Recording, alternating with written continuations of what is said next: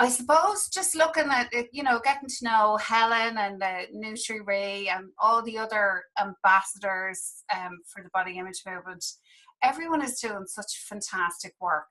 Mm. I just thought it'd be really nice to chat to a few of the people, and then when I saw your call with Helen as well, I was just bowled over by it. It was brilliant.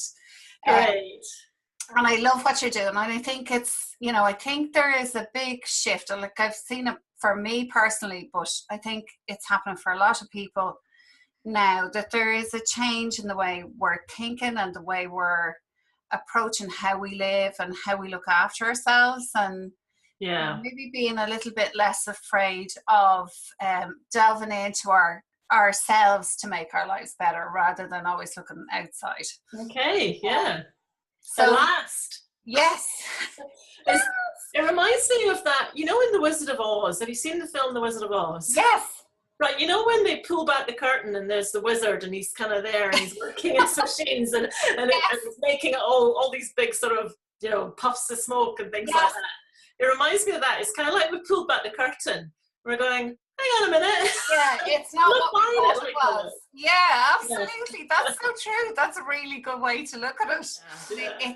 It sounds to me like something that would actually be a really enjoyable experience, because I think when you look at kind of doing a bit of work on yourself, I know for me anyway, I was kind of afraid to do it. I was like, do I really want to open that can of worms? Yeah. And the coaching that I did was really gentle and very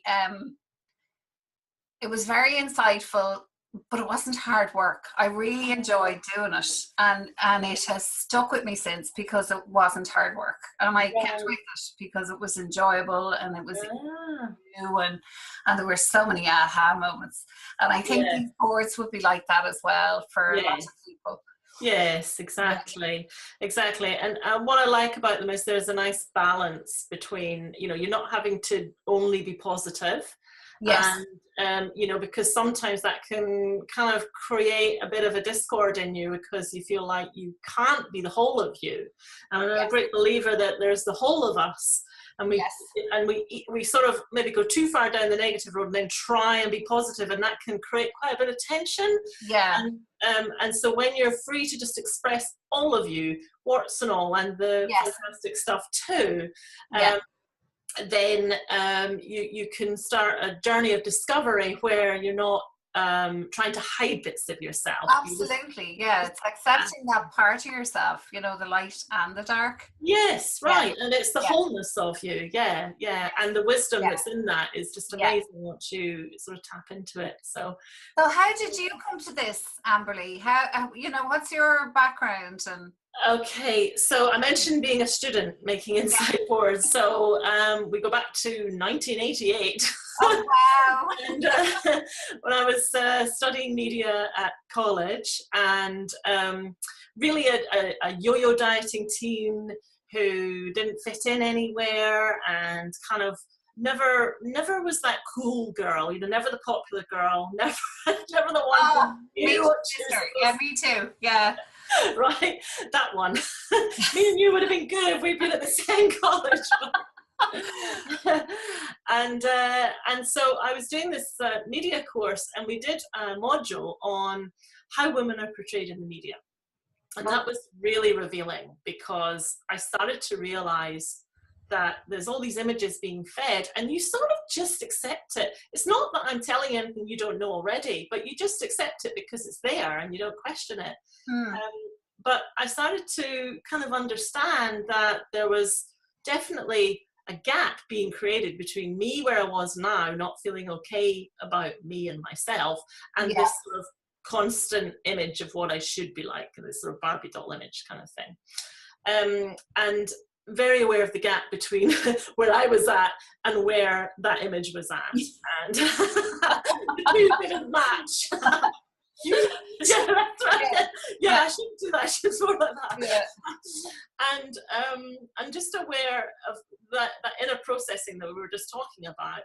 That something, that was a voice that was screaming loud inside me, and but realizing this is what we're being told we're supposed to be like.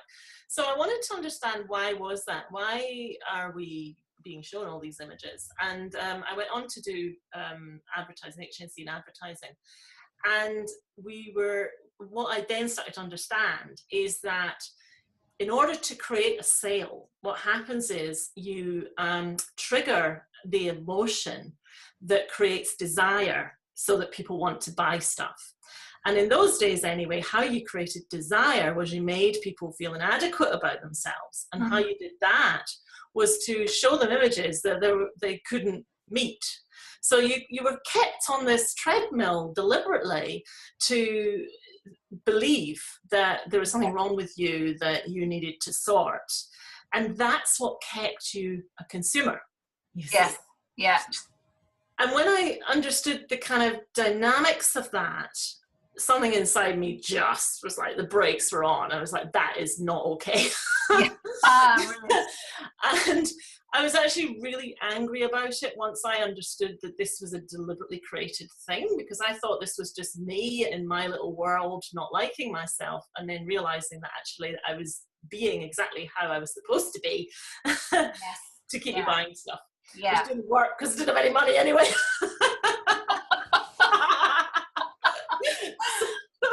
So I started to create kind of a montage of proof of this, kind of in a sort of self-justified anger. And I started to tear out these images and sort of demonstrate this game that's going on. Okay. And there was so much proof. It wasn't really possible to, that it wasn't possible to, it was the opposite. It wasn't like I was struggling to find proof. It was like there was so much. Yes. That as I did that, and I sort of processed through that anger, it started to morph into realizing that not only can you manipulate the unconscious mind to, because it acts like a sponge taking in all the information that's been given to it in your life, including these images, but not only can you manipulate it, but that also it had its own intelligence, and that it spoke in the language of symbolism. So a symbol is when a picture speaks 1,000 words. And so just as you're receiving messages of what you're supposed to be thinking, it also has a voice, but it's talking in pictures. And I started to understand that there's an intelligence inside all of us that we can tap into when we learn that language, our own personal language of symbolism. Wow, fantastic. After that, I then walked as far the opposite direction from advertising as you can possibly go. And I started out studying massage. Oh, okay. And when I did my massage training and started to see, got that and was a therapist and started to see clients, I heard women every day saying things about themselves they didn't like. So it was like, do you charge extra for women with big bums? Are you sure your table's going to be strong enough for me? And things like that, and just always putting themselves down, and really sharing how they felt about themselves, which was not positive. Yes. And the thing is that none of them knew that other women were saying the same thing. So I was hearing it all the time, this constant kind of hamster wheel of people saying what I had been saying to myself as well before I started realizing what was going on. Okay. And so I started to teach the Insight Board method then, and teach women about how that this is what's happening, that they're being manipulated. And to turn it, what the Insight Board does is it turns what is a negative, predominantly negative messaging round into a message of empowerment, but not through doing anything other than asking you what you think rather than telling you what to think. Yes. Yeah. So that's the kind of difference. Fabulous.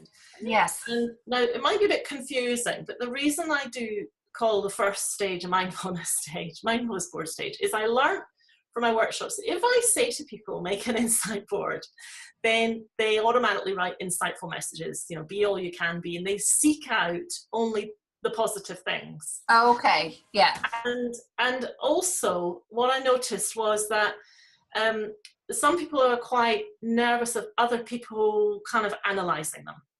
Oh, yeah. Yeah. And so what the mindfulness board stage does is it kind of protects you, because it's kind of like you just expressing what's going on, and it's absolutely, you have got the reins on deciding if you want to understand what it means. So the first stage is your mindfulness board and that expression. And then if you choose to understand what it means, it becomes an insight board. Same board, but you're in the driving seat. You just take it that step further into, right. Really letting the images speak to you about. Exactly. Okay. So it's a little bit like you can have a dream, like as in, at night, a sleeping dream, and you can have a dream and you can wake up and you think, oh, that was an interesting dream, and carry on. Or you can kind of go, ooh, what was it telling me? I always do that. Right. Okay. Yeah. Your curiosity can get the better of you. Right. Yeah. But so it's still beneficial to have the dream. You don't have to understand what it means, but it's really interesting to understand what it means. Yes. And you can really apply it to your life. And that's that's why I say mindfulness board, insight board. It's become a bit confusing. Excellent. But once you get into it, you start to understand why those two things are separated. It's the same board. It's the same board. It's just and also I like to protect people from other people telling them what it means, because there's many sort of experts on many things, and the more kind of disempowered you've been in your life, the more you will allow others to tell you how things are for you. Okay. Yeah. And that's something that I like to help to change, so that people find out that inside them are the answers. We hear this expression, don't we?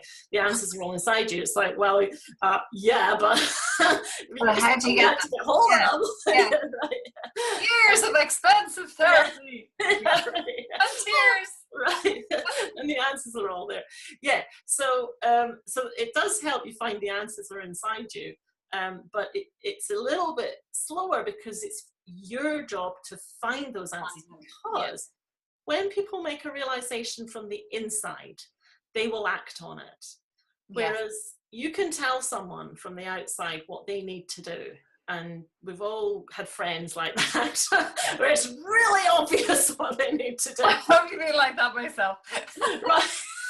It's like, just leave him, for God's sake, right? But we can, and most people can sort of, often, not always, but they can see what needs to happen. But until you realize it from the inside, it bubbles up and you go, aha.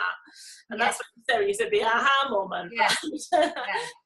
Then it's unlikely you'll act on it, because it's not bubbled up from inside you. Yes. But when it bubbles up from inside you as well, like that, it's certainly from what I've sort of gone through with it, is that it's not that, like I was saying to you, it's not that painful experience that you think it's going to be. Right. It's and for me, it has an awful lot more long-lasting effect. If it's something you've just come to realize yourself. Yes, exactly. And it's not something anyone will change your mind about, because it's the difference, isn't it? It's huge. It's I think as well as that, like, there comes with that as well, that looking outside of you for the answers, and somebody else giving you the answers, or somebody else saying, oh, this is what I think about this, and it just makes it worse, I think, a lot of the time. Right. Yeah. Well, that's what I'm saying, because the more disempowered you've been, the more you will seek other people to tell you the answers. Right. And that might be the answer for them, but it's not necessarily the answer for you. Yes. And you have to come to things in your own time and in your own way. Mm-hmm.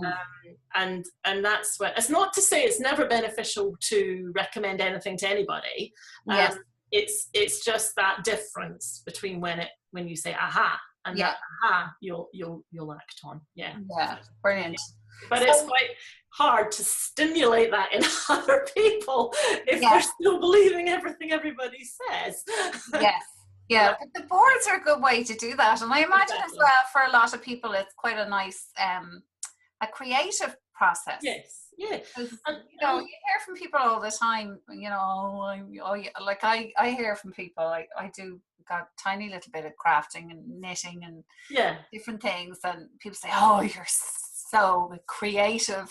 I go, Right. not really. Yeah. Right. I just sit down and do what I enjoy, but I Right. think, a lot of people think, well, I couldn't even try and do that. That's right. That's right. And I'm glad you've raised that, because I find a lot of women are actually quite desperate to get creative, but they don't know where to start, and Yeah. they don't.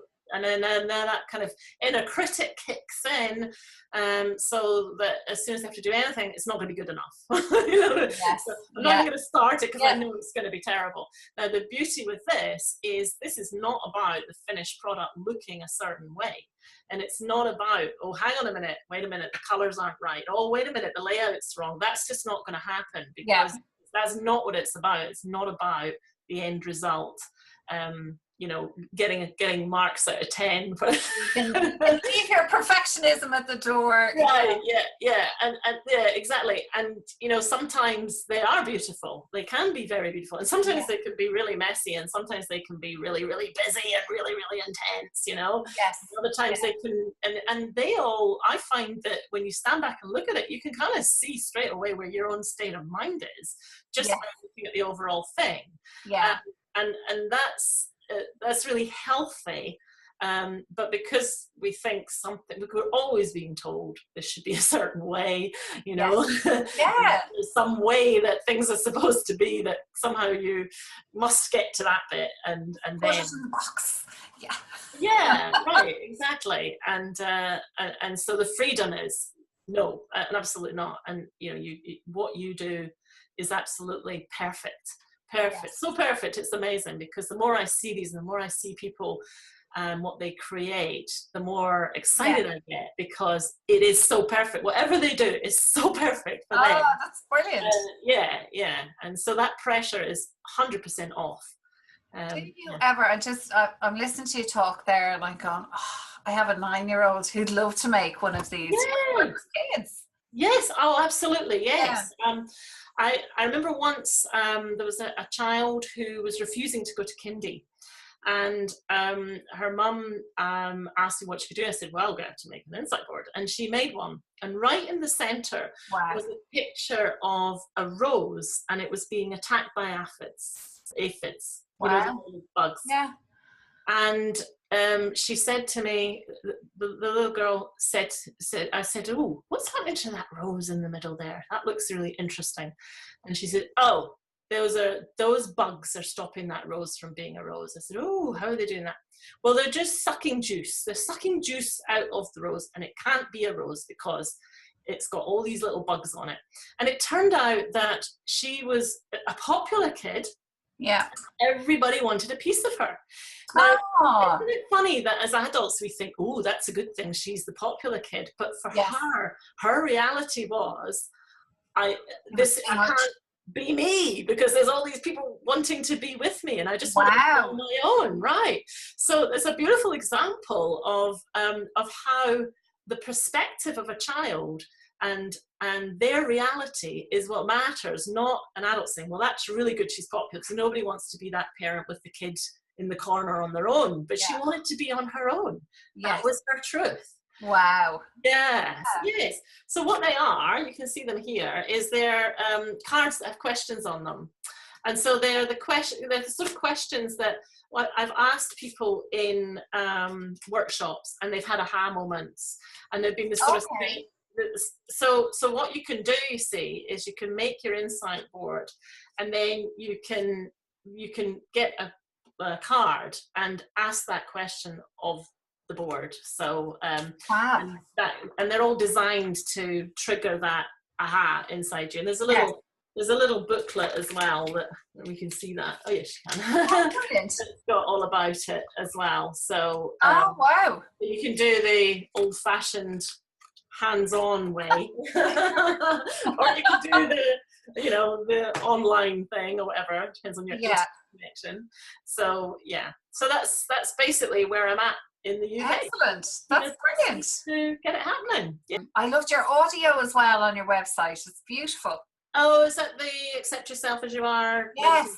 Yes. Oh, great. Yes. That I've just added to that something for women who they're not quite ready to let go of the whole dieting thing. Which is was that yeah exactly. I realized that when I spoke to you, and because you had said that there are people who could see Embrace but still go back to diet world or whatever. Yeah. Swimming world. And so what I've done is I've created, it's a one sheet and it's a food combination chart, and basically anytime I want to lose a few pounds I'll do this, and it's not the same as a diet. Okay. It's just thinking which foods go with which to make it easier on your body to digest food, and then you find you have more energy as well. So if you're low in energy and you want to lose some weight, it's ideal. And I do it, I've done it so that you're just aware that that's an option available to you, and it's not restricting. I mean, you can go, all out and restrict as well, but you don't need to, because it's about your body and it being easier on your body. And I actually just started doing it the other day because I did the chart and I thought, Chris, I must do this again, because it's a little bit of discipline. You've got to think about the different food groups, but it's not difficult. And but you're certainly not calorie counting and all that stuff. But it's that little thing of just stopping and thinking, is what I need to nourish myself. That's right. It's stopping and saying, okay, I'm hungry now. Yeah. Like I've started to just in the last few months go, okay, I'm hungry. What do I have to do today? What kind of energy do I need in me, and how long do I need it to sustain me for? Right. Now I still have my junk days, plenty of them, but your what days? My bad days, my junk food days. Junk food days, yeah. But I do love a cake. Oh, right. But I think it's good to have a way to sort of, and it's different for everybody as well. What works for you with what you're eating and stuff. The whole, it's the mindful, intuitive, whatever you want to, call it yourself. Yes. Really thinking about it, but thinking about what it does for you rather than how many calories and points and sins and sins. Well, I always say if we could count up our level of criticism, and if that equaled what we would lose in weight, we'd be so skinny. We would wasted away. There'd be nothing left. So if we make that more important, and we focused instead on caring and loving ourselves, not as easy as all that to do. But if that could become our focus, and as you're saying, listening to your body, and like Helen with her free mindfulness eating course, just to have that awareness, and really, it's really about getting in relationship with your body again. And certainly when you're going on diets and following strict plans and counting everything, it's taking you further and further and further away from what your body is needing. And there's a whole kind of thing that you're buying around this promise that you're being dangled like a carrot. Slim person, and you'll make yourself incredibly miserable on the way to being that slim person. I'm writing a blog post about this now, so it's very fresh in my mind. Wow. I'll send you my blog post. And that's and so that's the difference, is getting in harmony with your body. If you're hungry, eat. If you're tired, sleep. Right? Thirsty, drink. It's not rocket science, but it is that simple.